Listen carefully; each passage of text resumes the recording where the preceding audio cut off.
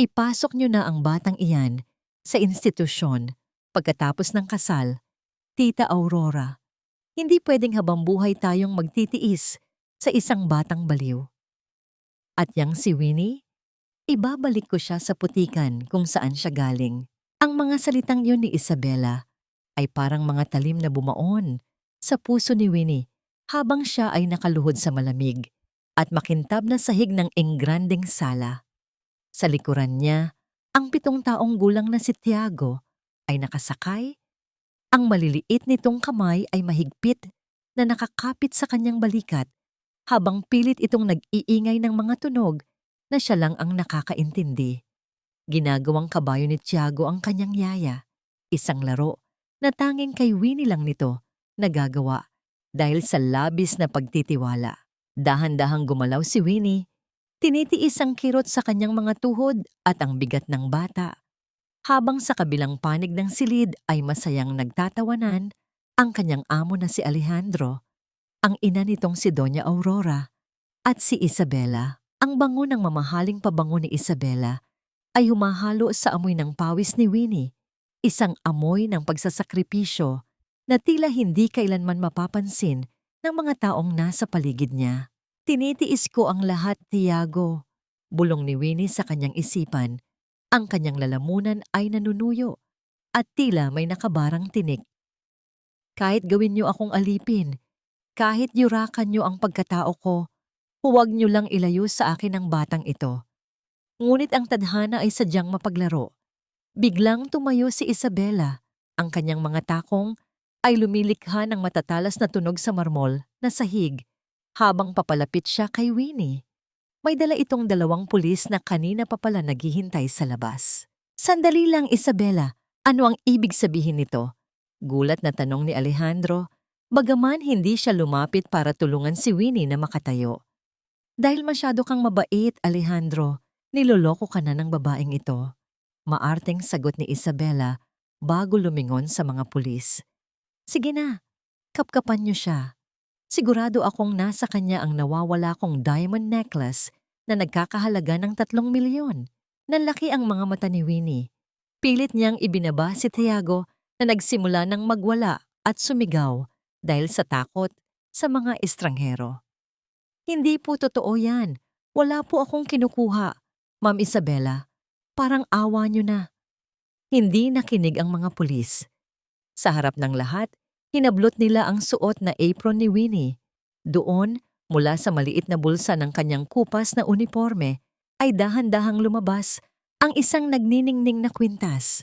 Ang mga brilyante nito ay tila nangungutya sa karukhaan ni Winnie. "See? I told you!" Sigaw ni Isabela. Ang kanyang muka ay puno ng pekeng puot, ngunit ang kanyang mga mata ay nagniningning sa tagumpay.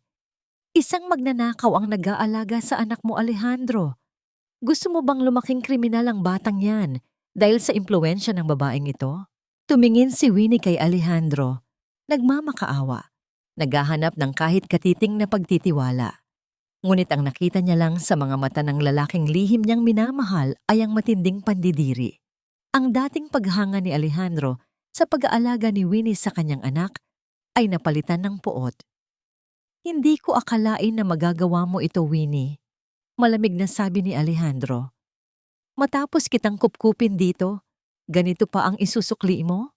Habang hinihila ng mga pulis ang kanyang mga braso, tila tumigil ang mundo ni Winnie. Nararamdaman niya ang bawat hibla ng kanyang dangal na unti-unting pinupunit. Ngunit sa gitna ng kaguluhan, isang boses ang nangingibabaw. Isang boses na matagal nang hindi narinig sa loob ng mansyong yun. "Huwag, huwag niyo siyang kunin. Huwag ang nanay ko!" Sigaw ni Tiago. Nabitiwan ni Winnie ang lahat ng kanyang lakas. Napaluhod siya muli, hindi dahil sa utos ni Isabela, kundi dahil sa bigat ng emosyon. Ang batang hindi nagsasalita nang halos 2 taon ay tumawag sa kanya ng nanay. Isang titulong hindi niya kailanman inaasahan, ngunit isang titulong magiging mitya ng kanyang mas matinding paghihirap. Tumingin si Isabela kay Winnie ng may masamang ngiti, isang sulyap na nagsasabing ito pa lamang ang simula ng kanyang impyerno. Hanggang kailan kailangang maging anino ang isang pusong nagmamahal ng totoo kung ang mismong liwanag na inaasahan mong magliligtas sa'yo ang siyang unang bubulag sa iyong katarungan? Hindi sapat ang pasasalamat para sa isang taong tinangka kaming pagnakawan, Winnie. Ginawa ko lang ito para tumigil ang anak ko sa pag-iyak. Pero huwag mong iisipin na pinatawad na kita.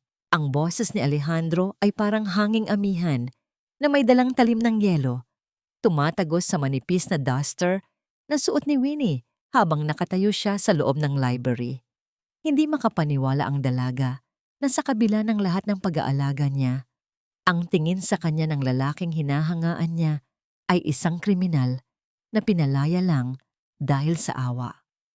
Ang bawat salita ni Alejandro ay tila isang mabigat na pasanin na idinaragdag sa kanyang pagkatao na dati nang luhod sa hirap.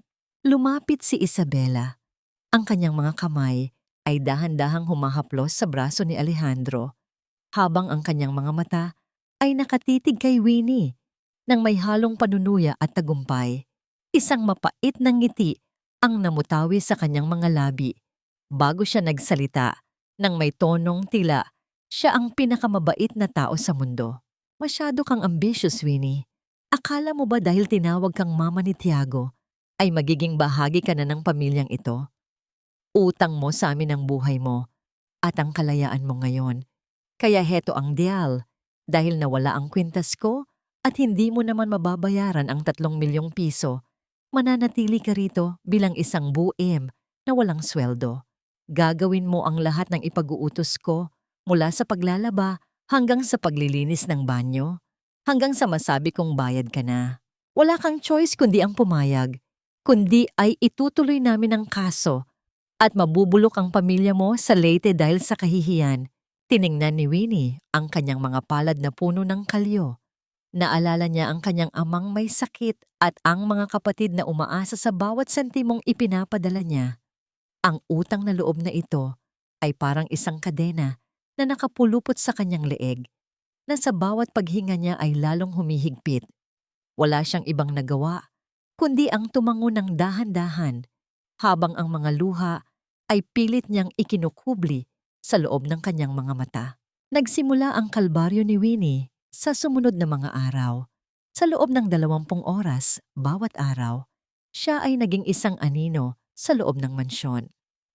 Habang ang lahat ay natutulog, siya ay abala sa pagkuskos ng sahig hanggang sa mamula ang kanyang mga tuhod. Habang si Isabela at Alejandro ay nagpaplano ng kanilang marangyang kasal, si Winnie naman ay tinitiis ang gutom at puyat para lamang masigurong malinis ang bawat sulok ng bahay. Minsan, habang naglalaba siya ng mga mamahaling kurtina, dumaan si Doña Aurora at tiningnan siya ng may pandidiri. Siguraduhin mong malinis yan, Winnie. Ang mga taong galing sa putikan na katulad mo ay hindi dapat nagdadala ng dumi sa loob ng bahay na ito. Magpasalamat ka at hinayaan ka pa naming manatili rito kahit alam naming madumi ang iyong mga kamay. Sa kabila ng lahat ng pang-aalipusta, ang tanging nagbibigay ng lakas kay Winnie ay si Tiago. Ang bata ay ayaw kumain ng mga mamahaling steak na inihahanda ng mga chef ni Isabela. Sa tuwing ilalapit ni Isabela ang kutsara, itinatapon ito ni Tiago at nagsisimulang magwala. Isang gabi, habang ang lahat ay abala sa kanilang sariling mundo, dahan-dahang lumapit si Winnie sa kwarto ng bata. Mula sa kanyang bulsa, inilabas niya ang isang maliit na piraso ng pandesal na itinago niya mula sa kanyang sariling hapunan. Tiago, kain ka na anak. Alam kong pagod ka na rin. Bulong ni Winnie habang dahan-dahang pinupunit ang tinapay. Ang bata, na tila nakakita ng isang anghel, ay tumigil sa pag-iyak at dahan-dahang nanginuya ang tinapay habang nakasandal sa balikat ni Winnie.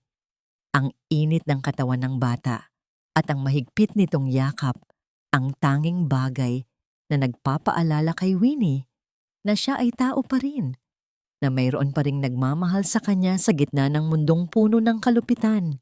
Habang pinapatulog ni Winnie si Tiago, napansin niya ang isang piraso ng papel na nakasilip sa ilalim ng kama ni Isabela na malapit sa gilid ng pintuan. Dahil sa kuryosidad at kaba, dahan-dahan niyang kinuha ito. Ang kanyang mga kamay ay nanginig nang mabasa ang mga nakasulat. Isang dokumentong naglalaman ng mga transaksyong hindi tugma sa yaman ng mga Del Fiero at isang pangalan na matagal nang ibinaon sa limot.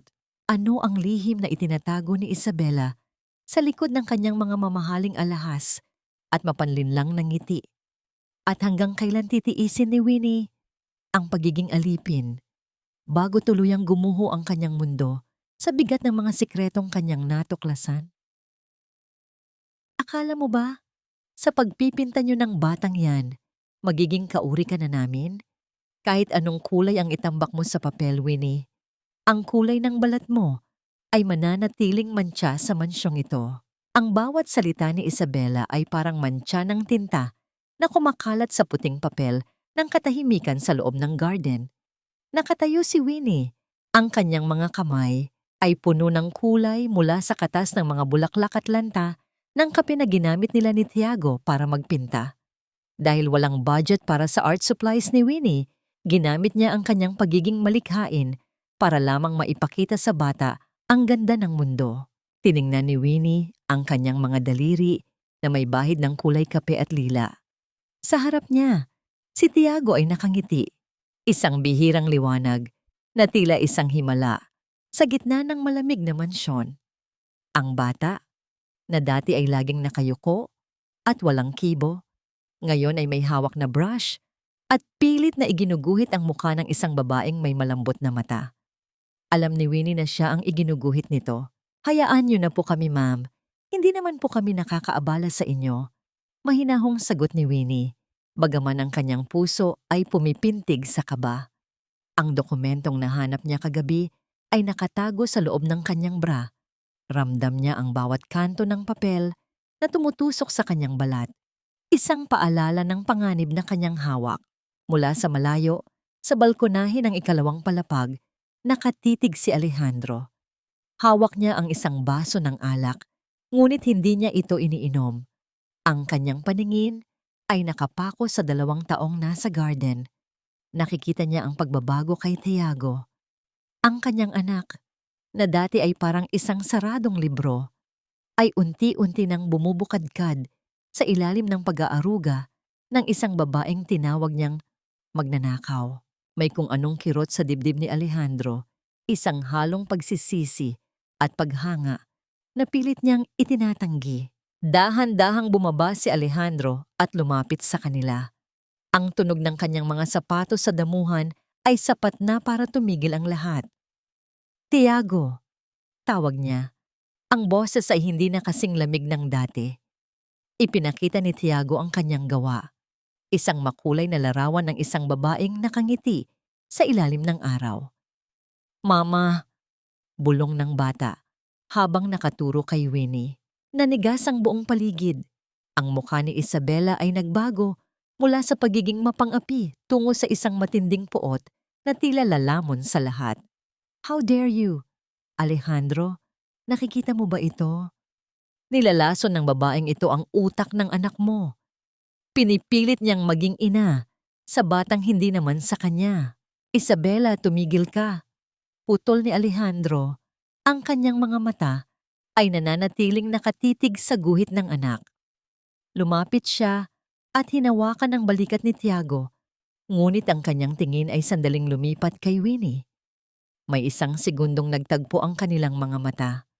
At doon, naramdaman ni Winnie ang isang kuryenteng hindi niya maipaliwanag. Isang pag-asa na tila mitya ng isang kandila sa gitna ng bagyo.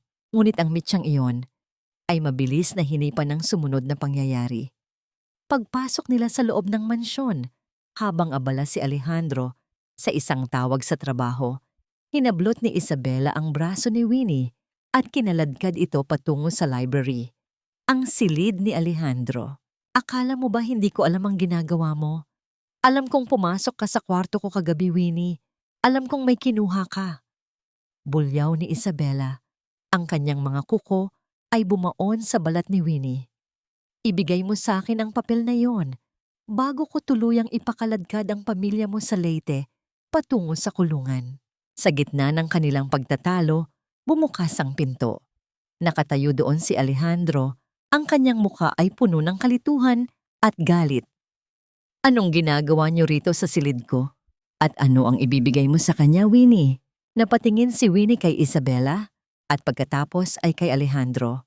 Ang dokumentong naglalaman ng katotohanan tungkol sa pagnanakaw ni Isabela sa kumpanya ay nasa loob ng kanyang damit. Kung ibibigay niya ito ngayon, maaaring maligtas siya. Ngunit maaari rin itong maging huling hininga ng kanyang kalayaan kung hindi siya paniniwalaan ni Alejandro. Ano ang pipiliin ni Winnie? Ang manahimik para sa kaligtasan ng pamilya? O ang ilantad ang lahat? Kahit alam niyang ang kalaban niya ay ang mismong babaeng pakakasalan ng lalaking kanyang minamahal. Alejandro, salamat at dumating ka. Nahuli ko siyang kinakalkal ang mga gamit mo sa desk.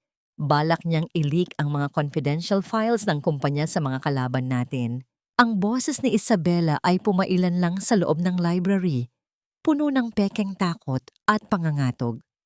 Mabilis siyang lumapit kay Alejandro at kumapit sa braso nito na tila ba siya ang biktima ng isang malaking krimen. Sa kabilang banda, si Winnie ay nanatiling nakatayo sa gitna ng silid. Ang kanyang mga kamay ay may bahid pa ng tuyong pintura mula sa masayang oras nila ni Tiago kanina. Ang kontrast ng kanyang maruruming kamay na sumasagisag sa pagmamahal niya sa bata laban sa maruming paratang ni Isabela ay isang meryereng katotohanan na tila hindi napapansin ni Alejandro. Nanigas ang buong katawan ni Winnie. Nadama niya ang matinding panlalamig na gumagapang mula sa kanyang mga paa, paakyat sa kanyang dibdib. Ang dokumentong nakatago sa loob ng kanyang damit ay tila nagiging apoy na pumapaso sa kanyang balat. Nais niyang sumigaw, nais niyang ilabas ang papel at ipakita ang katotohanan. Ngunit ang kanyang lalamunan ay tila tinapalan ng makapal na semento. Sa bawat paghinga niya, naririnig niya ang marahas na tibok ng sarili niyang puso na tila isang batingaw ng babala. Winnie, totoo ba ito? Tanong ni Alejandro. Ang boses ay mababa, ngunit puno ng namumuong bagyo. Lumapit siya kay Winnie at ang bawat hakbang niya ay tila isang hatol ng kamatayan para sa dalaga. Binigyan kita ng pagkakataon, hinayaan kitang mapalapit sa anak ko kahit alam kong may record ka na ng pagnanakaw. Pero hanggang dito ba talaga ang laro mo? Hindi po yan totoo, Sir Alejandro. Sa wakas ay naisatinig ni Winnie, bagaman ang kanyang boses ay nanginginig tulad ng isang dahon sa gitna ng unos. Wala po akong kinukuha sa desk niyo. Naglilinis lang po ako. Naglilinis? O naghahanap ng pwedeng ibenta? Singhal ni Isabela bago mabilis na lumapit kay Winnie at biglang hinablot ang bulsa ng kanyang apron. At ano ito? Alejandro, tingnan mo. Kaya pala laging tulog ang bata pagkatapos niyang alagaan dahil pinapakain niya ng kung ano-anong gamot. Mula sa bulsa ni Winnie, inilabas ni Isabela ang isang maliit na bote ng pampatulog, isang bagay na hindi kailanman pagmamay-ari ni Winnie. Itinanim ito ni Isabela nang hindi namamalayan ng dalaga sa gitna ng kanilang kaguluhan kanina. Ang panlilin lang ni Isabela ay sadyang napakalinis. Isang masterclass ng gaslighting na naglalayong durugin ang huling katiting na tiwala ni Alejandro kay Winnie. Ang mukha ni Alejandro ay nagbago mula sa pagdududa tungo sa isang matinding puot na hindi pa kailanman nakita ni Winnie. Hindi na siya nakapagsalita nang mabilis na lumapit si Alejandro at sa gitna ng matinding emosyon ay dumapo ang isang malakas na sampal sa pisngi ni Winnie. Ang tunog ng palad na tumama sa balat ay tila bumasag sa huling pag-asa ng dalaga. Napalingon ang kanyang ulo sa lakas ng impact at kasabay nito ang pagpatak ng isang mainit na luha na agad na humalo sa bahid ng pintura sa kanyang mukha. Huwag mong gagamitan ng maduming laro ang anak ko, Winnie. Pagbabanta ni Alejandro, ang kanyang mga mata ay naniningkit sa galit. Umalis ka sa harap ko bago ko makalimutang babae ka at ipakulong kita ng habambuhay. Napahawak si Winnie sa kanyang namamagang pisngi. Ang sakit ng sampal ay wala pa sa kalahati ng sakit na nararamdaman ng kanyang puso dahil sa kawalan ng tiwala ni Alejandro. Tumingin siya sa lalaking minamahal niya at nakita niya ang isang pader na hindi na niya kailanman matitibag. Lumingon siya kay Isabela at nakita niya ang demonyong nakangiti sa likod ni Alejandro. Isang ngiti ng tagumpay na tila nagsasabing nakuha na nito ang lahat. Tumalikod si Winnie at dahan-dahang lumakad palabas. Ang bawat hakbang ay tila paglalakad sa ibabaw ng mga bubog. Ngunit bago siya tuluyang makalabas, narinig niya ang boses ni Tiago na tumatawag mula sa itaas. Isang boses na puno ng paghahanap at pangungulila. Paano ipapaliwanag ni Winnie sa isang batang itinuturing siyang ina na ang kanyang ama mismo ang siyang nagtaboy sa kanya patungo sa kadiliman? At ang dokumentong hawak niya, ito ba ang magiging susi ng kanyang pagbangon? O ang siyang magbabaon sa kanya sa hukay na hinukay ni Isabela? Hindi ang pamamaga ng aking pisngi ang nagpapahina sa akin, kundi ang pagguho ng huling kuta ng aking pag-asa kay Alejandro. Mas masakit ang kanyang kawalan ng tiwala kaysa sa anumang latay na maiiwan ng kanyang palad sa aking balat. Naglakad si Winnie patungo sa likurang bahagi ng mansyon, doon sa madilim at malamig na bahagi ng labanderya kung saan ang amoy ng sabon at basang semento ang tanging yumayakap sa kanya. Ang bawat hakbang niya ay tila paghatak sa isang mabigat na kadena ng kahihiyan. Hindi niya naalintana ang lamig ng gabi na nanunuot sa kanyang manipis na damit. Mas matindi ang ginaw na nararamdaman niya sa loob ng kanyang dibdib.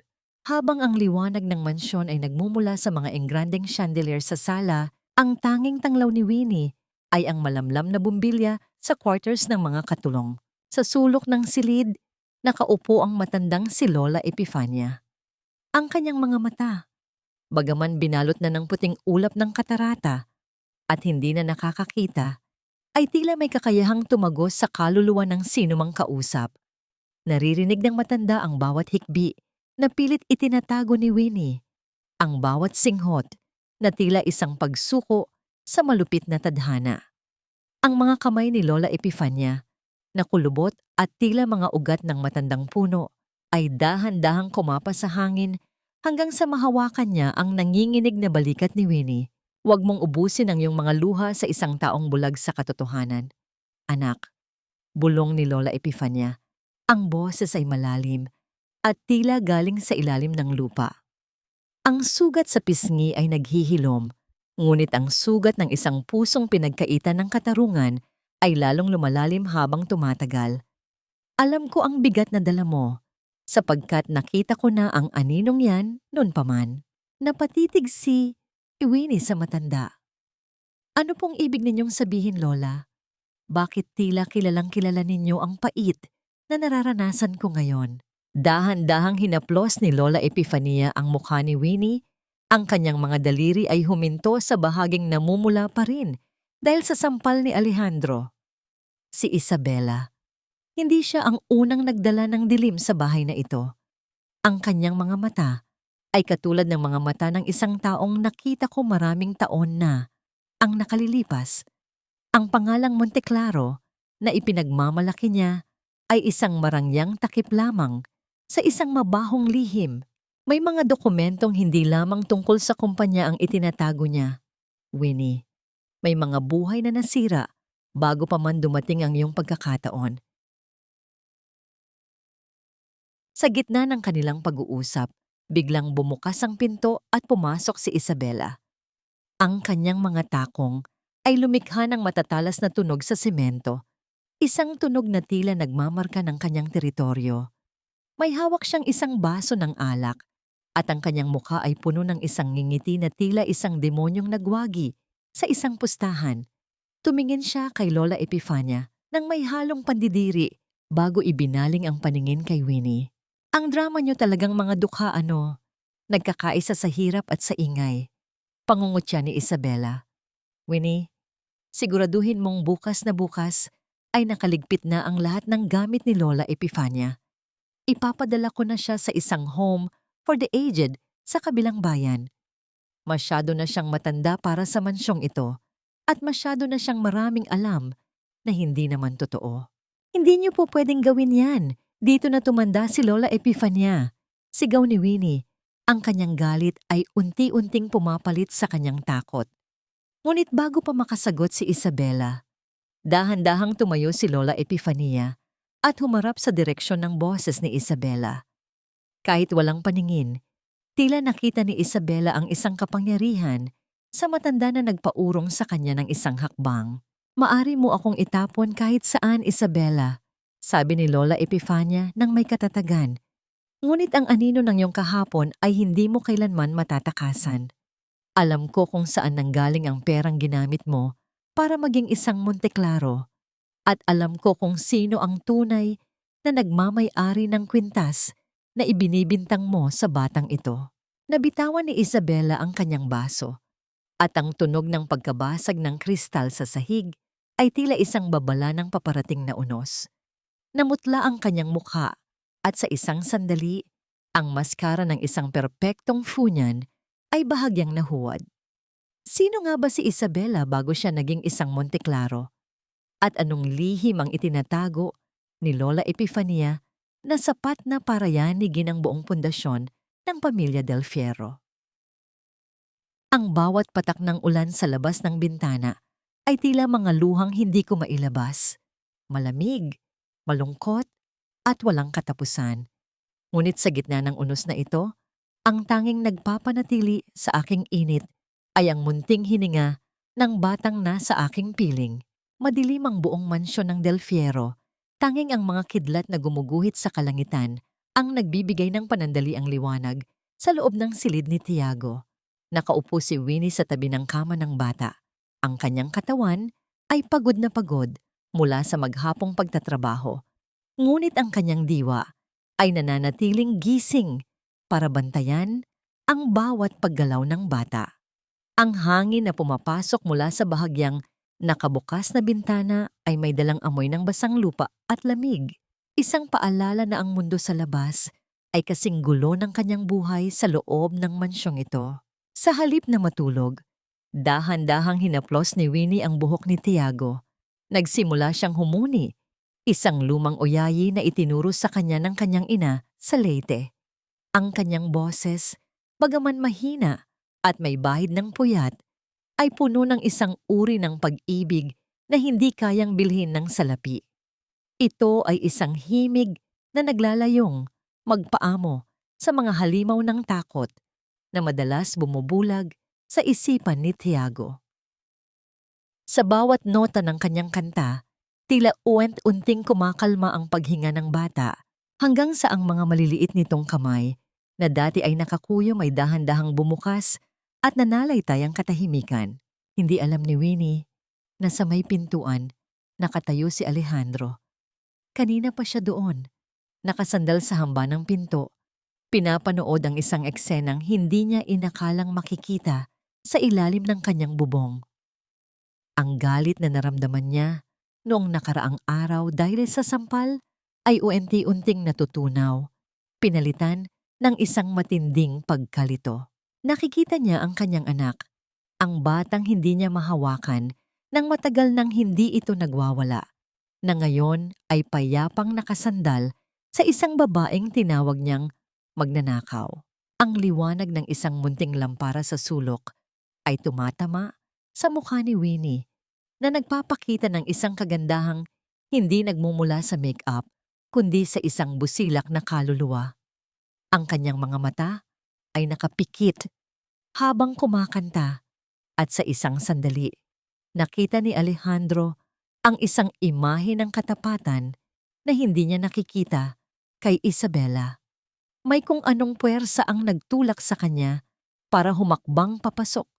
Ang kanyang mga sapatos ay hindi lumilikha ng tunog sa makapal na alpombra. Naramdaman ni Winnie ang isang presensya sa kanyang likuran. Dahan-dahan siyang lumingon. Ang kanyang puso ay biglang lumukso sa kaba nang makita ang matangkad na figura ni Alejandro. Akala niya ay papagalitan na naman siya nito dahil sa pananatili sa kwarto ni Tiago nang lampas sa oras. Ngunit walang salitang lumabas sa bibig ng lalaki. Sa loob ng ilang segundo, tumigil ang ikot ng mundo para sa kanilang dalawa. Nagtama ang kanilang mga mata sa gitna ng madilim na silid, at sa katahimikang iyon, tila may isang lihim na usapan ang nagaganap. Nakita ni Alejandro ang pagod, ang sakit, ngunit higit sa lahat, ang walang hanggang debosyon sa mga mata ni Winnie. Sa unang pagkakataon, sa loob ng maraming taon, tila nahubaran ang puso ni Alejandro ng lahat ng pagdududa at nakita niya ang tunay na kaluluwa ng babaeng nasa harap niya. Bakit? Bakit mo ito ginagawa? Mahinang tanong ni Alejandro. Ang boses ay tila isang bulong na halos hindi marinig sa gitna ng ingay ng ulan. Matapos ang lahat ng ginawa ko sa'yo, bakit mahal mo pa rin ang anak ko? Hindi agad nakasagot si Winnie. Tumayo siya ng dahan-dahan. Ang kanyang distansya kay Alejandro ay sapat na para maramdaman niya ang init ng hininga nito at ang bango ng alak at sandalwood na nanunuot sa kanyang pandama. Isang hakbang na lang at maaari na silang magkalapit. Ngunit may isang pader ng katotohanan ang nananatili sa pagitan nila. Dahil ang pag-ibig po, Sir Alejandro, ay hindi isang utang na kailangang bayaran. Sagot ni Winnie, ang kanyang mga mata ay nananatiling nakatitig sa lalaki. Ito po ay isang desisyon na manatili kahit ang mundo ay pilit kang itinataboy. Sa pagkakataong yun, tila may isang kuryenteng gumapang sa pagitan ng kanilang mga kamay na muntik nang magtagpo. Ngunit bago pa man makasagot si Alejandro, isang malakas na tunog ng kidlat ang gumitla sa kanila, kasabay ng biglang pagbukas ng pinto at ang pagpasok ng isang figurang magpapabalik sa kanila sa malupit na realidad.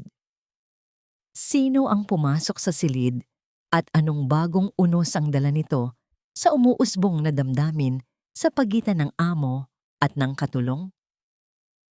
Akala mo ba, sa isang kanta mo lang ay mabubura na ang katotohanang isa kang kriminal? Ang dilim ay para sa mga tulad mong may itinatago, Winnie. At ikaw, Alejandro, baka nakakalimutan mong ang babaeng iyan ang nagnakaw ng dangal ng pamilya natin. Ang boses ni Isabela ay tumama sa pader ng silid na parang isang hagupit ng latigo. Winawasak ang anumang bahid ng kapayapaan na namuo sa pagitan ni Winnie at Alejandro. Nakatayo si Isabela sa pintuan, ang liwanag mula sa hallway ay nagmumula sa kanyang likuran, dahilan upang magmukha siyang isang madilim na anino na handang sumakmal. Ang kanyang mga mata ay nanunuri, puno ng puot at matinding selos na pilit niyang itinatago sa likod ng isang mapanuring ngiti. Mabilis na lumayo si Alejandro kay Winnie. Ang kanyang mga galaw ay puno ng pagkabahala na tila ba nahuli siyang gumagawa ng isang kasalanan. Ang init na naramdaman ni Winnie kanina ay biglang napalitan ng isang napakalamig na pakiramdam na tila ba ibinuhos sa kanya ang lahat ng tubig ulan mula sa labas. Nanatili siyang nakayuko. Ang kanyang mga kamay ay mahigpit na nakakapit sa laylayan ng kanyang uniforme. Pilit na pinipigilan ang panginginig ng kanyang buong katawan. Wala kaming ginagawa, Isabela. Tinitingnan ko lang ang anak ko. Malamig na sagot ni Alejandro. Bagaman ang kanyang boses ay may bahid ng pag-iwas, hindi niya matingnan ng diretso si Winnie, isang kilos na lalong nagpabigat sa nararamdaman ng dalaga. Kinabukasan, ang mansyon ay binalot ng isang abalang atmosfera. Isang engrandeng pagtitipon ang gaganapin para sa mga board members ng Del Fierro Group at si Isabela ang naatasang mag-organisa nito. Ito ang pagkakataon na ipinakita ni Isabela ang kanyang tunay na kapangyarihan sa loob ng bahay. Bilang parusa sa nangyari kagabi, binigyan niya si Winnie ng isang espesyal na uniforme, isang lumang apron na may mantsa at punit-punit sa gilid na tila ba galing sa tambak ng mga basahan. Isuot mo yan, Winnie. Ayaw kong magmukhang tao ang isang magnanakaw sa harap ng aking mga bisita. Utos ni Isabela habang tinitingnan ang kanyang sarili sa salamin. Suot ang isang mamahaling pulang gown na tila nag-aapoy sa ganda. Gusto kong malaman ng lahat kung ano ang lugar mo rito. Isang dumi na kailangang walisin. Habang nagsisimula ang party, ang tunog ng mga kubyertos na tumatama sa mamahaling plato at ang tawanan ng mga mayayaman ay tila isang musikang nangungutya kay Winnie. Siya ang inatasang magsilbi ng main course, dala ang isang mabigat na tray ng pagkain. Sa gitna ng mahabang mesa, nakaupo si Alejandro, katabi si Isabela na masayang nakikipag-usap sa mga bisita. Nang makalapit si Winnie sa pwesto ni Isabela, sadyang iniunat ng huli ang kanyang paa. Ang pagkatisod ni Winnie ay nagdulot ng pagkatapon ng mainit na sabaw sa puting tablecloth at ang ilan ay tumalsik sa damit ng isang bisita. Ang katahimikan ay biglang lumaganap sa buong silid, na tila ba tumigil ang oras para bigyang daan ang kahihiyan. Winnie, napaka-clumsy mo talaga. Hindi ka lang ba magnanakaw, tanga ka rin? Sigaw ni Isabela, sapat na para marinig ng lahat. Pasensya na po mga bisita. Ganyan talaga ang mga taong galing sa squatter, walang pinag-aralan at hindi marunong sumunod sa decorum.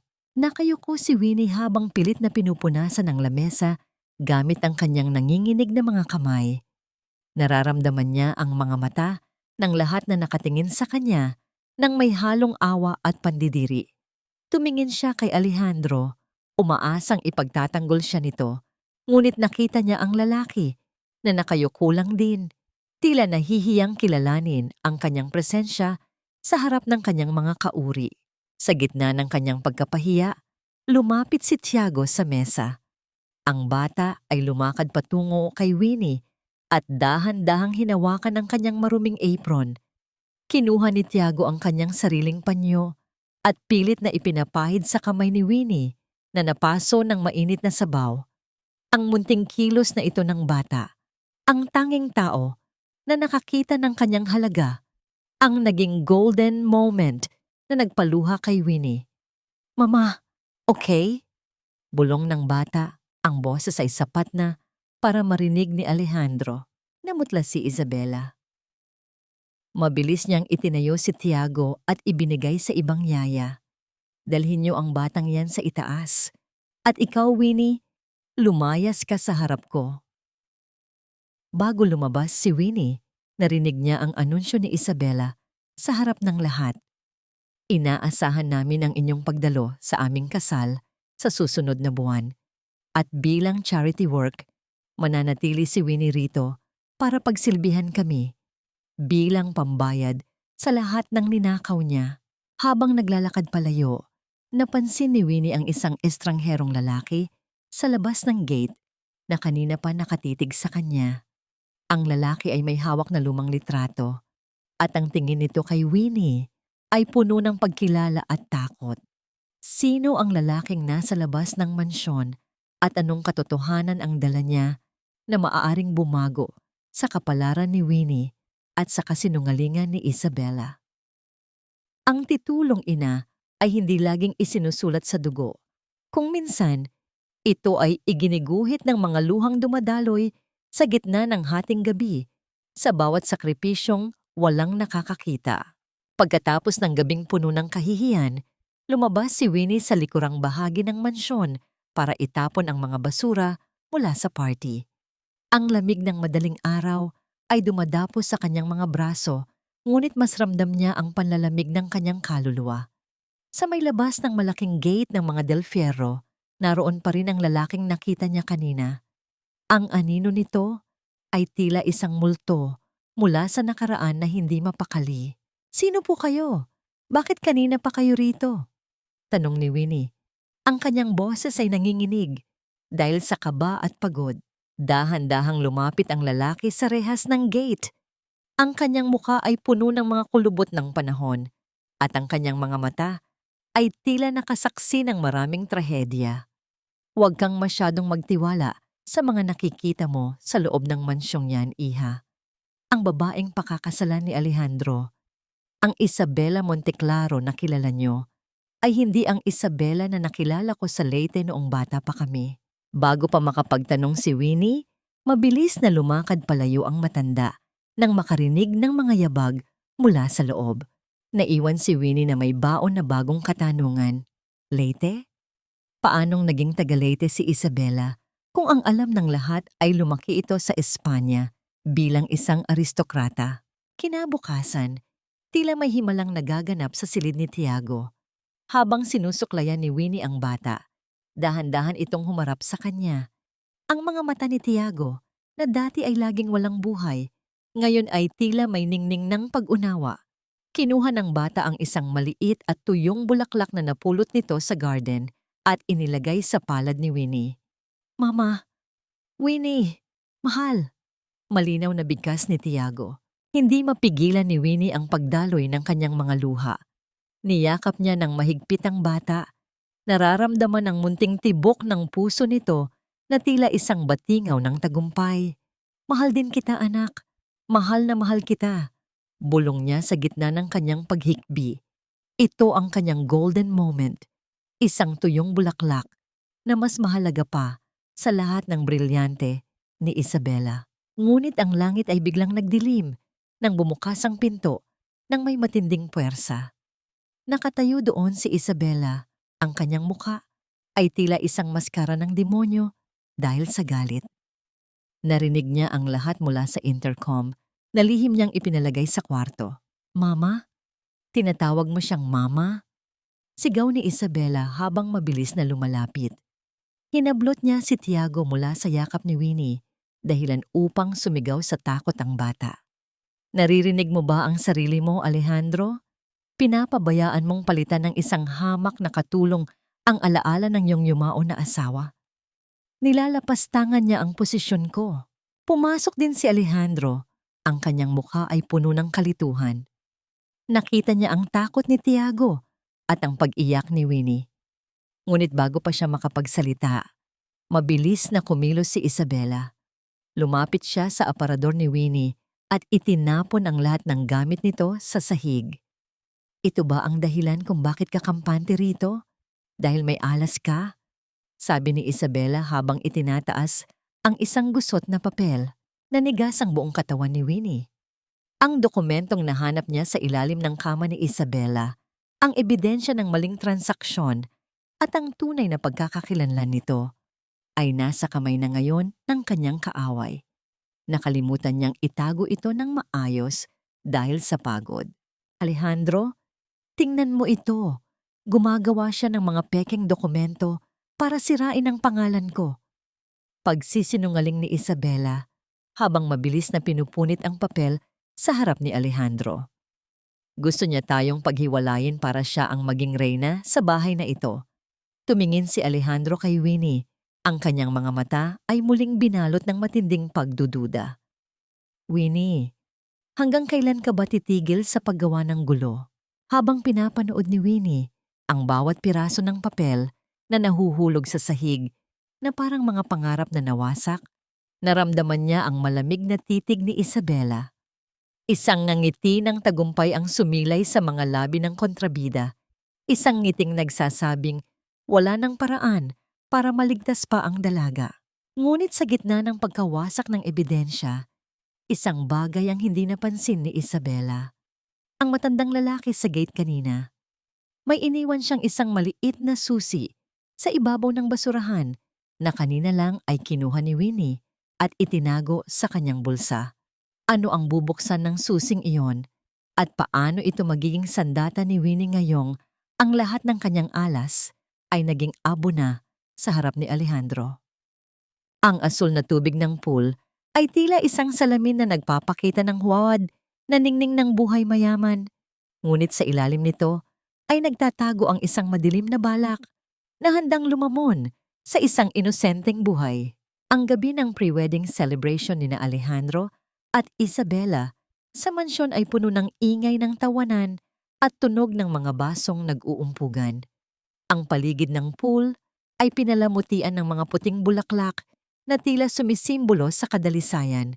Ngunit para kay Winnie, ang bawat petal ng mga bulaklak na yon ay tila mga saksi sa isang papalapit na trahedya. Habang ang mga bisita ay abala sa pagkain at pakikipag-usap, si Winnie ay nananatili sa gilid. Suot ang kanyang simpleng uniforme. Ang kanyang mga mata ay hindi umaalis kay Tiago na nooy naglalaro sa gilid ng tubig. Lumapit si Isabela kay Winnie. Ang kanyang gown ay humahampas sa sahig na tila isang dila ng apoy. Nagustuhan mo ba ang palabas kanina, Winnie? Ang sarap makitang gumuho ang huli mong pag-asa sa harap ni Alejandro, di ba? Bulong ni Isabela, ang kanyang boses ay puno ng kamandag. Ngayong gabi, sisiguraduhin kong kahit ang anino mo ay hindi nagugustuhing makita ng pamilyang ito. Hindi sumagot si Winnie. Ang kanyang kamay ay nakakuyom sa loob ng bulsa, nararamdaman ang lamig ng misteryosong susing ibinigay ng matanda sa gate. Alam niyang ito na ang huling pagkakataon niya, ngunit hindi niya inakalang ang tadhana ay mas malupit pa sa kanyang inaasahan. Nang mapansin ni Isabela na si Alejandro ay papalapit mula sa kabilang bahagi ng garden, biglang nagbago ang kanyang ekspresyon. Mula sa pagiging mapang-api, naging isang mapagkunwaring ina ang kanyang mukha. Tumingin siya kay Tiago na noon ay nakatayo malapit sa malalim na bahagi ng pool, abala sa paglalaro ng kanyang munting kamera. Tiago, anak! Huwag dyan, baka mahulog ka! Sigaw ni Isabela sa tonong tila nag-aalala, ngunit sa ilalim ng kanyang mga mata ay isang nakakatakot na desisyon.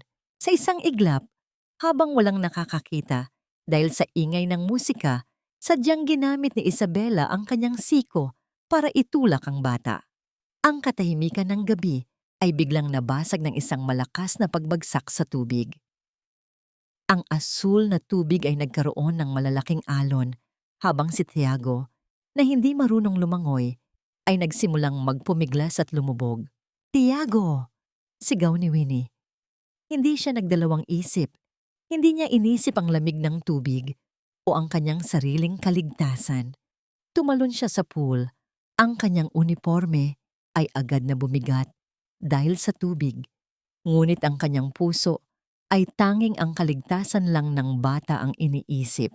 Sa ilalim ng tubig, nakita ni Winnie ang takot sa mga mata ni Tiago.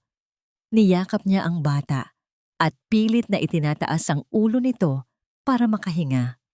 Ngunit sa ibabaw, ang kasamaan ni Isabela ay nagpapatuloy. Tumalon din si Isabela sa mababaw na bahagi.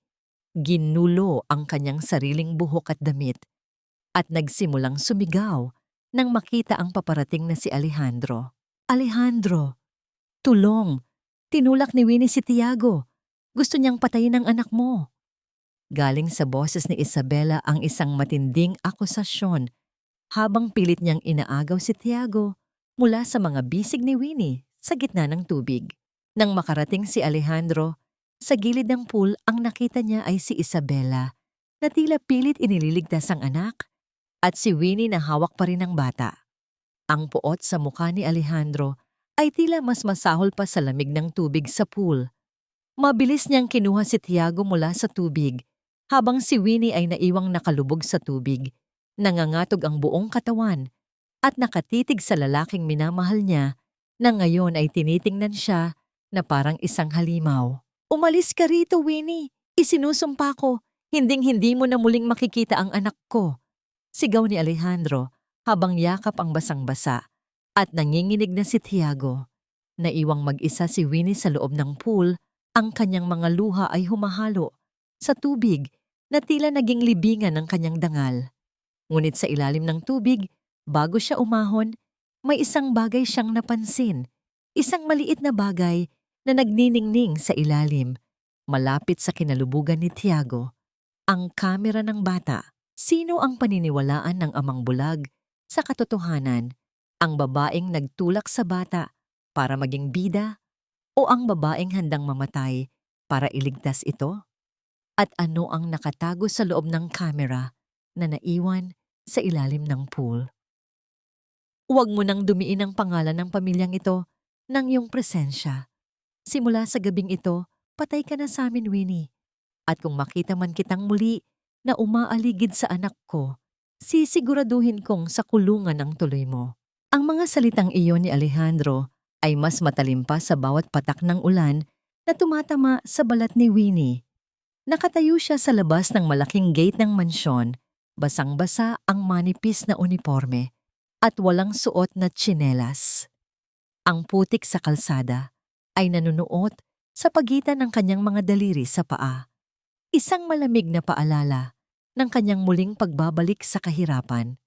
Wala siyang dalang kahit ano. Walang pera, walang damit. Tanging ang munting kamera ni Tiago na mahigpit niyang itinatago sa loob ng kanyang basang damit, malapit sa kanyang tumitibok na puso. Sa itaas ng balkonahe, nakita niya ang anino ni Isabela. Kahit malayo, ramdam ni Winnie ang mapanuyang ngiti ng babaeng nagnakaw ng lahat sa kanya. Kawawa ka naman, Winnie. Tila naririnig niyang bulong nito sa hangin. Ang katulad mong langaw ay hindi dapat nangangarap na makatuntong sa itaas ng kalabaw.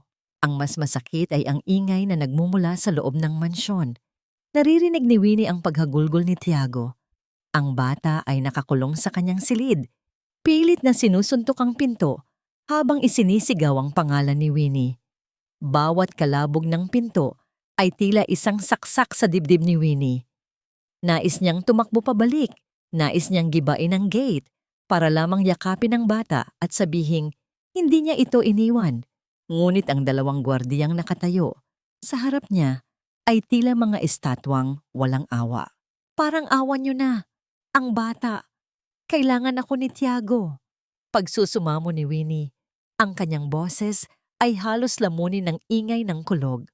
Ang kanyang mga luha ay humahalo sa ulan, hindi na makilala kung alin ang pait at alin ang tubig mula sa langit. Ang kanyang lalamunan ay masakit sa bawat paglunok at ang kanyang paningin ay nagsisimula nang lumabo dahil sa pagod at gutom. Walang sumagot sa kanya. Ang tanging sagot na natanggap niya ay ang marahas na tunog ng pagsasara ng malaking bakal na gate. Ang tunog ng bakal na tumama sa kapwa bakal ay tila isang pinal na hatol. Isang pader na naghihiwalay sa isang inang walang dugo sa anak na itinuturing siyang mundo. Dahan-dahang tumalikod si Winnie. Wala siyang matuluyan. Wala siyang malalapitan sa gitna ng madilim na gabi sa Maynila. Ang bawat hakbang niya palayo sa mansyon ay tila paghatak sa bawat hibla ng kanyang puso na naiwan sa loob. Sa gitna ng dilim, hinaplos niya ang kamera sa loob ng kanyang damit.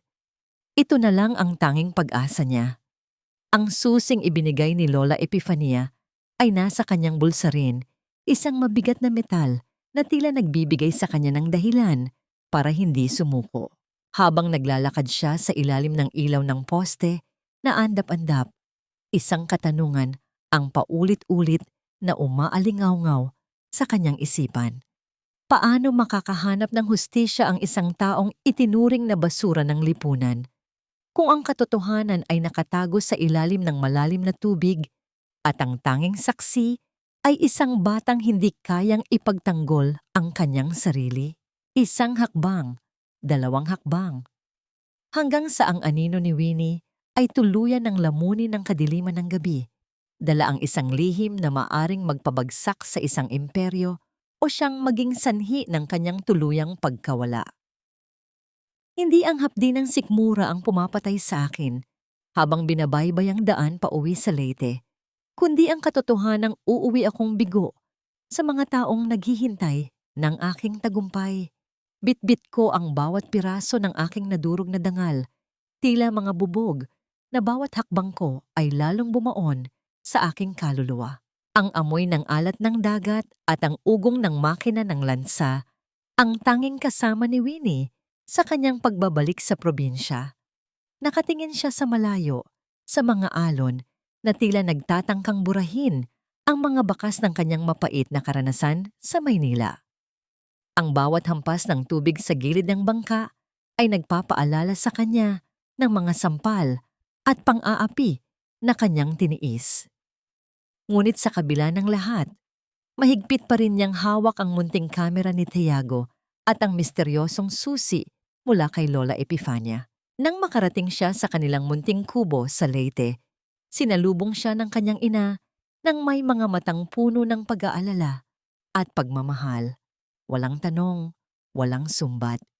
Ang mainit na yakap ng isang ina ay sapat na para bahagyang humilom ang mga sugat ni Winnie. Sa loob ng kanilang payak na tahanan, na malayo sa lamig ng marmol ng mansyon, naramdaman ni Winnie ang tunay na kahulugan ng kaligtasan. Anak, ang mahalaga ay narito ka na. Ang pera ay kinikita, pero ang dangal ay itinatayo muli. Bulong ng kanyang ina habang hinahainan siya ng mainit na kanin at tuyo.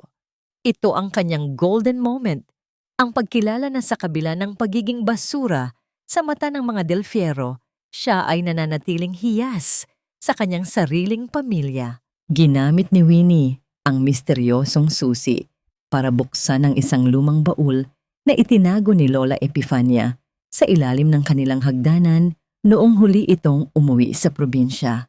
Sa loob nito, nahanap niya ang mga lumang dyaryo at isang sertipiko ng kapanganakan. Doon ay nakasulat ang katotohanang yayanig sa lahat. Si Isabela Monteclaro ay hindi isang tunay na Monteclaro. Siya ay anak ng isang katulong na nagnakaw ng pagkakakilanlan ng kanyang amo matapos ang isang malagim na aksidente sa ibang bansa. Samantala, sa Maynila, ang mansyon ng mga Del Fierro ay tila naging isang libingan ng kaligayahan. Simula nang umalis si Winnie, si Tiago ay tuluyan ng tumigil sa pagkain. Ang bata ay nakaupo lang sa tapat ng pool, nakatitig sa tubig at tumatangging hawakan kahit si Alejandro. Ang boses nito na dati ay nagsimula nang bumukas, ngayon ay muling naging pipi sa gitna ng matinding pangungulila. Napapansin na rin ni Alejandro ang mga bitak sa maskara ni Isabela. Isang gabi, narinig niya ang sigaw ni Isabela sa loob ng kusina. Pinagmumura ang mga katulong dahil lamang sa maling timpla ng kape. Ang mahinhin at mabait na Isabela na nakilala niya ay unti-unti nang naglalaho, pinalitan ng isang babaeng puno ng puot at kawalang hiyaan. Nasaan ang kamera ni Tiago? Iyon lang ang tanging nagpapasaya sa kanya. Tanong ni Alejandro isang gabi. Ang kanyang boses ay puno ng pagod at hinala. Namutla si Isabela. Siguro ay ninakaw din ni Winnie bago siya lumayas. Sinabi ko naman sa'yo, Alejandro, mapagsamantala ang babaeng yon. Ngunit habang nagsisinungaling si Isabela, isang tawag ang natanggap ni Alejandro mula sa security team ng pool maintenance. May nahanap silang isang maliit na piraso ng tela ng damit na naipit sa filter ng pool. Isang tela na hindi kay Winnie, kundi bahagi ng mamahaling gown na suot ni Isabela noong gabing mahulog ang bata. Paano tatanggapin ni Alejandro na ang babaeng itinakwil niya ay ang tanging nagligtas sa kanyang anak at ang babaeng pakakasalan niya ang siyang tunay na halimaw? At ano ang gagawin ni Winnie sa ebidensyang hawak niya ngayon sa Leyte? Ang pinakamahirap na gabi ay hindi ang gabi ng bagyo, kundi ang gabi kung kailan na pagtatanto mong ang taong pinagkatiwalaan mo ay ang siyang mismong humukay ng iyong libingan habang ikaw ay natutulog. Sa loob ng kanyang madilim na library, tanging ang liwanag ng isang maliit na lamp ang tumatama sa mukha ni Alejandro. Hawak niya ang isang magnifying glass habang sinusuring mabuti ang piraso ng tela na nahanap sa pool filter.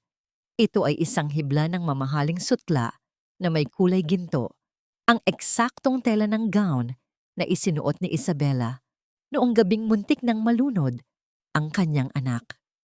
Ang katotohanan ay tila isang malamig na tubig na dahan-dahang bumabalot sa kanyang katawan, nagbibigay ng panginginig na hindi kayang pigilan ng anumang jacket. Kasabay nito, binuksan niya ang isang lihim na audit report ng Del Fierro Group. Dito niya nakita ang unti-unting pagkawala ng pondo ng kumpanya na inililipat sa isang offshore account sa ilalim ng pangalang Isabela Monteclaro. Ngunit may mali. Ang pirma ni Isabela sa mga kasalukuyang dokumento ay malayo sa pirma ng orihinal na Isabela Monteclaro na nasa archive ng kumpanya mula noong 15 taon na ang nakalilipas. Ang bawat pahina ay tila isang sampal sa kanyang mukha, isang paalala ng kanyang pagkabulag at ang sakit na idinulot niya kay Winnie. Habang nangyayari ito, pumasok si Isabela sa silid ni Tiago. Hindi niya alam na nakabukas ang baby monitor sa lamesa ni Alejandro. Kumain ka na, batang baliw. Huwag mo akong artehan dahil wala na ang tagapagtanggol mong katulong. Bulyaw ni Isabela, ang kanyang boses ay puno ng puot. Sana ay hinayaan na lang kitang tuluyang lumubog sa pool para wala na akong sakit ng ulo. Pabigat ka sa buhay ko. Katulad ng tatay mong madaling maloko, naririnig ni Alejandro ang bawat salita. Ang kanyang mga kamao ay nakakuyom hanggang sa mamuti ang kanyang mga knuckles. Ang galit na nararamdaman niya ay hindi na lamang para sa kanyang sarili, kundi para sa kanyang anak na hinarap ang isang halimaw habang siya ay abala sa pagpapaniwala sa mga kasinungalingan. Sa kabilang panig ng Pilipinas, sa payak na katahimikan ng Leyte, sa wakas ay nahanap ni Winnie ang charger para sa kamera ni Tiago. Nang bumukas ang screen, ang unang lumabas ay ang mga video ng kanilang paglalaro sa garden. Ngunit nang i-play niya ang huling video bago ang aksidente, tumigil ang tibok ng puso ni Winnie. Ang camera ay aksidenteng nakarecord habang ito ay nakalapag sa gilid ng pool. Malinaw na nakita sa video ang siko ni Isabela na tumulak kay Tiago. Nakita rin ang sandali na pilit na idiniin ni Isabela ang ulo ng bata sa ilalim ng tubig habang papalapit si Alejandro. Isang paraan para masigurong mawawalan ng malay ang bata at hindi makapagsalita. Ang bawat frame ng video ay tila isang sigaw ng katarungan na naghihintay na mapakinggan. Kailangan kong bumalik, bulong ni Winnie. Ang kanyang boses ay puno ng determinasyon. Hindi para sa akin, kundi para sa kaligtasan ni Tiago. Ang kanyang ina, bagaman mahirap, ay kinuha ang kanyang munting ipon mula sa loob ng isang kawayan. Ito ang gamitin mo, anak.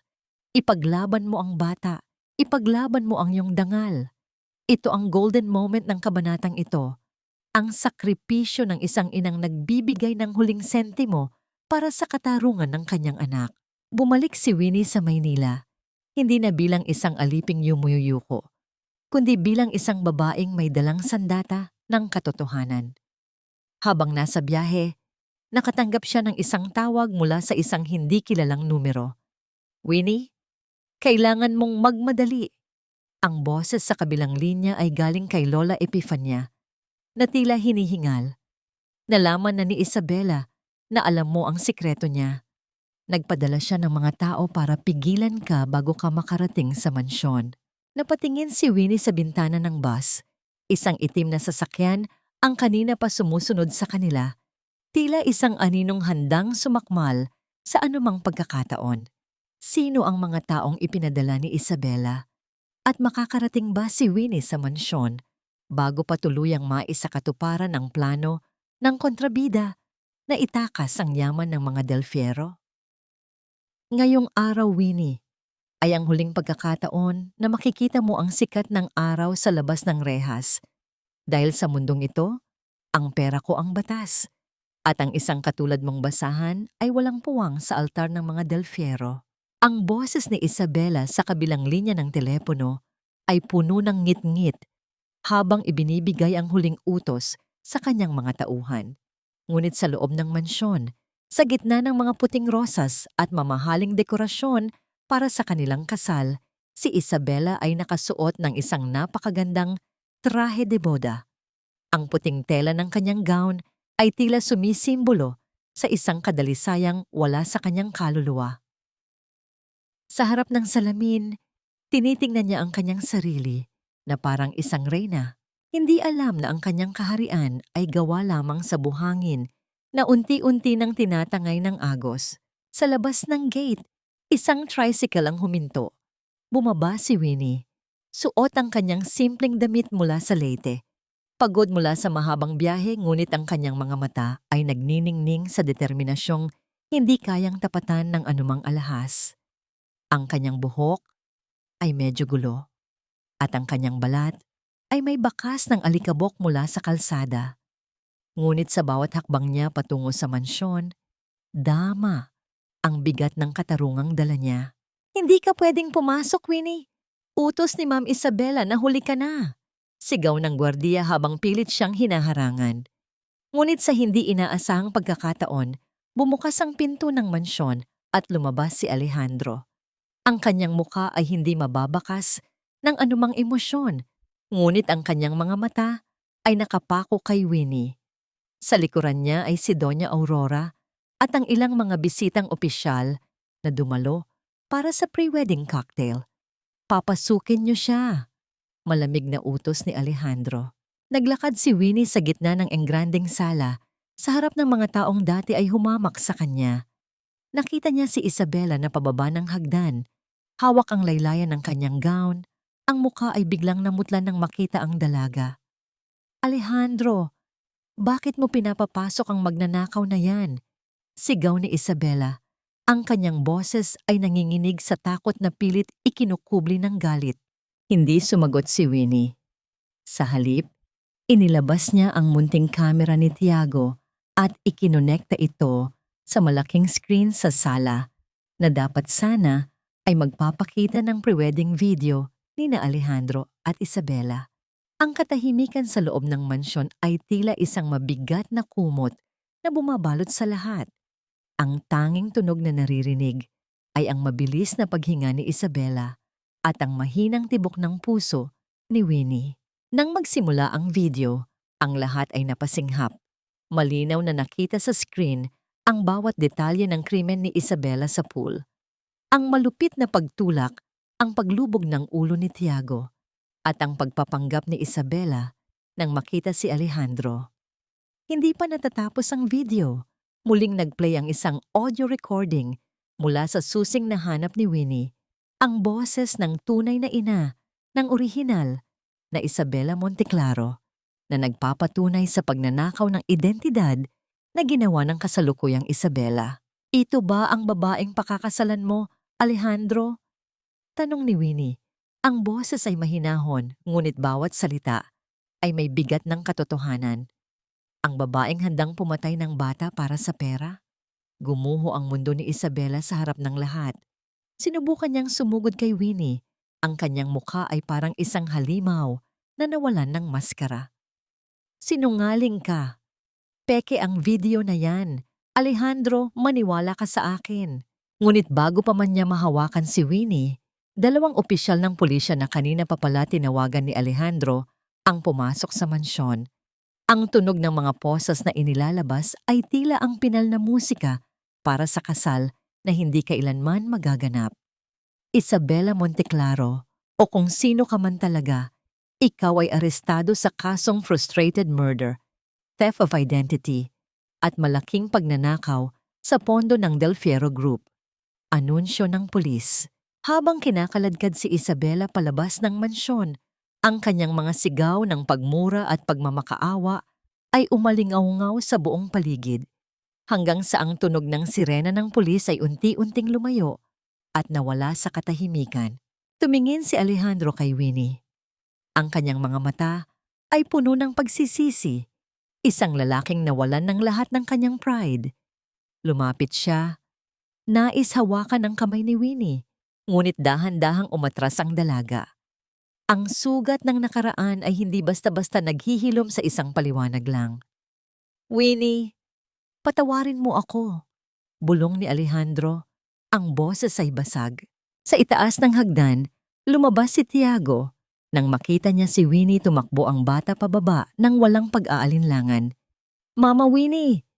Sigaw ng bata, at sa pagkakataong ito, ang kanyang boses ay malinaw, puno ng buhay, at walang halong takot. Niyakap ni Winnie ang bata ng mahigpit. Ang kanyang mga luha ay sa wakas ay dumaloy, hindi dahil sa sakit, kundi dahil sa kalayaang sa wakas ay nakuha na nila. Maaari bang mabayaran ng 1,000 patawad ang isang pusong ilang beses nang dinurog ng kawalan ng tiwala? At ngayong wala na ang halimaw, sapat na ba ang pag-ibig para buuin muli ang isang pamilyang winasak ng mga kasinungalingan? Ang bawat sugat ay may pilat, at ang bawat pilat ay may kwento ng sakit na hindi kayang burahin ng anumang luho. Hindi nababayaran ng isang sorry ang bawat sampal at pangaaping tinanggap ko, Sir Alejandro, sapagkat ang dangal Kapag nadurog na, ay hindi parang baso na pwedeng idikit lang ng pera. Tumigil ang ingay sa loob ng mansyon ng mga Del Fierro. Ang katahimikan ay tila isang mabigat na ulap na bumabalot sa silid kung saan nakatayo si Winnie. Suot pa rin ang kanyang simpleng damit mula sa Leyte. Sa harap niya, si Alejandro ay nakayuko. Ang kanyang mga kamay ay nanginginig habang pilit na iniaabot ang isang tsekeng naglalaman ng halagang hindi kayang kitain ni Winnie sa buong buhay niya. Ang bango ng mga bulaklak mula sa naudlot na kasal ay tila naging amoy ng isang lamay. Ang lamay ng tiwala ni Winnie sa lalaking ito. Winnie, alam kong hindi sapat ito, pero gusto kong makabawi. Gusto kong manatili ka rito, hindi bilang katulong, kundi bilang asawa ko. Para kay Tiago at para sa atin. Pagsusumamo ni Alejandro, ang kanyang boses ay basag at puno ng pagsisisi. Dahan-dahang tiningnan ni Winnie ang tseke bago ito ipinatong sa lamesa ng walang pag-aalinlangan. Hindi po ako nagpunta rito para maging asawa niyo, sir. Nagpunta po ako rito dahil mahal ko si Tiago. Pero ang sarili ko, nakalimutan ko ng mahalin dahil sa pananatili rito. Ang bawat sulok ng mansyong ito ay nagpapaalala sa akin ng lamig ng inyong pakikitungo at ng pait ng inyong kawalan ng tiwala. Lumapit si Doña Aurora, ang matapang na matriarch, na dati ay hindi man lang makatingin ng diretso kay Winnie. Sa pagkakataong ito, ang kanyang mga mata ay puno ng luha. Dahan-dahan niyang hinawakan ang mga kamay ni Winnie, ang mga kamay na puno ng kalyo at marka ng hirap. Patawarin mo ako, anak, bulong ni Doña Aurora. Ang boses ay nanginginig sa hiya. Nabulag ako ng pangalan at yaman. Nakalimutan kong ang tunay na ginto ay nasa puso ng taong nag-aalaga sa amin nang walang hinihintay na kapalit. Huwag kang umalis, parang awa mo na. Ito ang golden moment ni Winnie. Ang sandali na ang mga taong dating tumapak sa kanya ay nanginginig na nagmamakaawa para sa kanyang atensyon. Ngunit hindi niya ginamit ang pagkakataong ito para maghiganti. Sa halip, ngumiti siya ng may kapayapaan sa kanyang mga mata. Kailangan ko pong hanapin muli ang sarili ko, ma'am. Sa Leyte, doon sa dalampasigan kung saan ang hangin ay hindi kasing lamig ng trato niyo sa akin. Doon, kung saan ang bawat tao ay nakikita ako bilang Winnie, hindi bilang yung katulong na magnanakaw. Pumunta si Winnie sa kwarto ni Tiago. Ang bata ay nakaupo sa kama, hawak ang kanyang munting kamera. Nang makita si Winnie na may dalang bag, agad tumayo ang bata at yumakap sa kanyang binti. Ang bawat hikbi ni Tiago ay tila isang hiling na huwag siyang iwan, ngunit alam ni Winnie na kailangan niyang gawin ito para sa kanyang sariling paghilom. Tiago, babalik si Mama Winnie, pangako. Pero sa ngayon, kailangan ko munang maging malakas para sa'yo. Mag-aral kang mabuti, ha? At lagi mong tandaan na mahal ka ni Mama. Hinalikan ni Winnie ang noo ng bata. Isang halik na puno ng lahat ng kanyang panalangin. Dahan-dahan siyang tumayo at naglakad palabas ng mansyon. Sa bawat hakbang niya sa hallway, tila isa-isang nahuhulog ang mga kadena ng kanyang utang na loob. Sa labas ng gate, sumakay siya sa isang lumang jeepney, hindi lilingon sa likuran.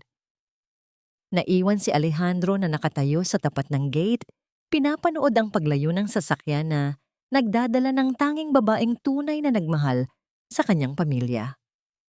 Ang kanyang yaman, ang kanyang pangalan, ang kanyang kapangyarihan, lahat ng yon ay tila naging abo sa kanyang paningin. Napagtanto niya na ang pinakamahalagang bagay sa mundo ay hindi nabibili at ngayon, ito ay tuluyan nang nawala sa kanyang mga kamay. Isang taon ang mabilis na lumipas.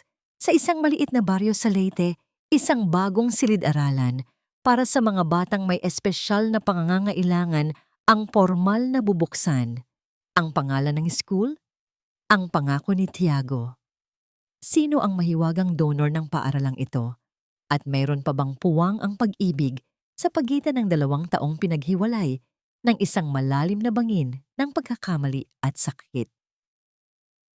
Ang bawat dapit hapon sa dalampasigan ng Leyte ay tila isang pintura ng Diyos, puno ng kulay kahel, lila, at ginto na dahan-dahang humahalik sa asul na dagat. Ang tunay na kagandahan ay hindi matatagpuan sa loob ng mga pader na gawa sa marmol, kundi sa malayang hanging nagdadala ng amoy ng alat at ng tunog ng mga batang nagtatawanan sa ilalim ng mga puno ng niyog. Dito, sa maliit na paaralang itinayo ni Winnie para sa mga batang may espesyal na pangangailangan, sa wakas ay nahanap niya ang katahimikang matagal nang ipinagkait sa kanya ng tadhana. Wala na ang suot niyang kupas na apron ng pagiging alila.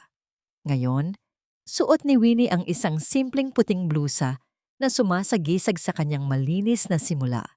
Habang pinapanood niya ang kanyang mga estudyante, dahan-dahang lumapit ang kanyang ina at iniabot ang isang baso ng malamig na buko juice. Ang bawat ngiti ng kanyang ina ay sapat na pambayad sa lahat ng paghihirap na dinanas niya sa Maynila. Napatunayan ni Winnie na ang tunay na yaman ay hindi nasusukat sa laman ng pitaka, kundi sa dami ng buhay na iyong natulungan at napasaya. Isang hapon, habang nag-aayos si Winnie ng mga gamit sa silid-aralan, narinig niya ang tunog ng isang sasakyang huminto sa tapat ng bakuran. Ang pagbukas ng pinto ng sasakyan ay sinundan ng masisiglang yabag ng paa sa lupang pula. Hindi na kailangan pang lumingon ni Winnie para malaman kung sino ang dumating. Ang pintig ng kanyang puso ay sapat na babala na ang kanyang nakaraan ay narito na naman sa kanyang harapan. "Mama Winnie! Mama Winnie!" Ang sigaw na yon ni Tiago ang bumasag sa huling pader ng pag-aalinlangan sa puso ni Winnie. Mabilis na tumakbo ang bata patungo sa kanya at yumakap ng napakahigpit sa kanyang baywang. Mas matangkad na si Tiago, mas malusog, at ang kanyang mga mata ay nagniningning na sa talino at sigla. Hindi na ito ang batang hindi nagsasalita. Ito na ang batang puno ng kwento at pangarap. Nakatayo sa likuran ni Tiago si Alejandro. Wala na ang mamahaling tuksido at ang nakakatakot na aura ng isang bilyonaryo. Nakasuot siya ng isang simpleng barong Tagalog na gawa sa juicy at sa kanyang mga kamay ay hawak niya ang isang maliit na kahon na hindi naglalaman ng brilyante, kundi ng mga lumang litrato ng kanilang pagsasama noong si Winnie pa ang yaya ni Tiago. Dahan-dahang lumapit si Alejandro at sa harap ng lahat ng mga tao sa baryo ay lumuhod sa lupang pula. "Winnie, 1 taon akong naghintay. 1 taon kong sinubukang maging karapat-dapat para sa'yo. Hindi ko dala ang aking yaman para bilhin ang iyong oras. Dala ko ang aking puso na sa wakas ay natutong makakita ng katotohanan sa gitna ng kadiliman." Bulong ni Alejandro, ang kanyang boses ay puno ng pagsisisi, ngunit may kasamang matinding pag-asa. "Patawarin mo ako kung huli na ang aking paggising. Pero kung papayagan mo ako, gusto kong gugulin ang natitira kong buhay sa pagpapatunay na ang isang tulad mo ay hindi dapat tinitingnan mula sa itaas, kundi sinasamba sa tabi ng aking puso." Tumingin si Winnie sa langit at doon ay tila nakita niya ang nangiti ni Lola Epifania mula sa kabilang buhay. Ang pagpapatawad ay hindi ibinibigay dahil karapat-dapat ang kabilang panig, kundi dahil ang iyong sariling kaluluwa ay kailangan ng lumaya. Sa bigat ng galit, sa dahan-dahang paghawak ni Winnie sa kamay ni Alejandro para patayuin ito, ang lahat ng pait ng nakaraan ay tila tinangay na ng hangin patungo sa malalim na dagat. Ang pagpapatawad ay isang proseso, Alejandro. Hindi ito isang mabilis na oo. Pero para kay Tiago at para sa pagkakataong magsimula. Muli nang walang dumi ng kasinungalingan.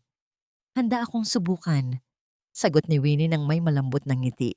Ang kwento ni Winnie ay nag-iwan ng isang mahalagang aral sa bawat pusong nakikinig.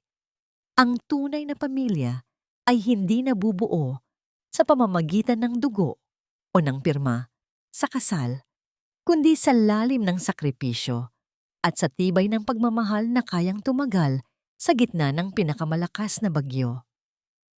Ang dangal ng isang tao ay hindi nakadepende sa kanyang trabaho, kundi sa katapatan ng kanyang paninindigan. Sa huling sulyap ng araw sa Leyte, 3 anino ang makikitang naglalakad sa dalampasigan, isang lalaki, isang babae, at isang batang masayang tumatalon sa gitna nila. Ang bawat bakas ng kanilang mga paa sa buhangin ay agad na binubura ng alon. Ngunit ang pagmamahal na nakaukit sa kanilang mga puso ay mananatiling buhay hanggang sa huling tibok ng kanilang hininga. At doon, sa ilalim ng mga bituin, ang pangako sa puso ay sa wakas ay natupad na.